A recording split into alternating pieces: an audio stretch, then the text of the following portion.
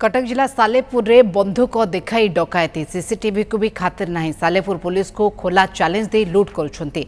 छात उपर बाटे घरे पशि गृहकर्ता मुंडरे बंधुक लगाई लुटि नहीं सुना गहना और नगद टंका। नांदोल बजार तेंताल रहुवा जयंती सरकारी उच्च विद्यालय सहकारी शिक्षयित्री मानी सिंह सीढ़ीघर बाटे भीतर को पशि गृहकर्ता मुंडरे बंधुक लगाई एक धारुआ कटुरी देखाई भयभीत करते। गोटे सुना मंगलसूत्र कानफुल 2 हल सुना शंखा 2 हल एसबू मिसई प्रायतः 40 ग्राम सुना गहना सहित 15,000 टंका नहीं पड़ाई गलाबेले कही आमे पुणी काली आसबू तुम कथा बुझीबू।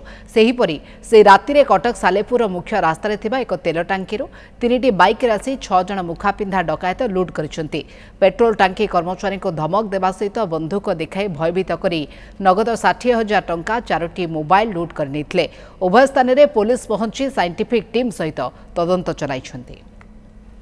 आमे 4 जन ड्यूटी रे थिला बेले 6 जन लोक 3टी बाइक रे आसले सीसीटीवी बाहर आमर राजेश भाई ड्यूटी करते मुंडे आसी गन देखाई आउ भुजियाली देखाई भितर को आसी कहते कि तुम ड्र जीक टंका अच्छी आमको दियो।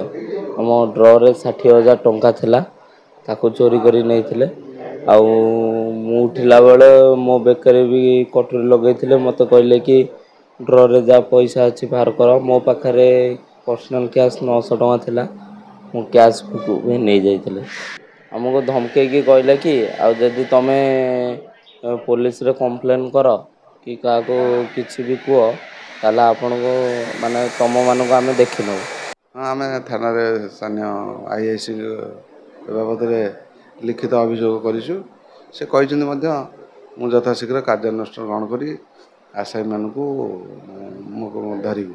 मंगलसूत्र कानर आउ गडरेज रे थिला मोर पाउजी 10 भरी खंडेर पाउजी मो बाघर बेलर पाउजी मो झीर पाउजी आउ झीर लकेट आउ झीर कानफुल आ मो पिंधिथिबा कानफुल आ मंगलसूत्र आ चूड़ी आ मो मार कानफुल माने बहुत ओजनर कान थिला कानफुलटा टंका 15,000 से 20,000 भितर हम। मो स्टेट एटीएम रे उठे के आनी 10,000 आ मो झील किसी पैसा रखी ता पर्स रे आउ एमती सब पर्स खोला खोली करके नहीं। हाँ थाना रे अभियोग मु करिछि।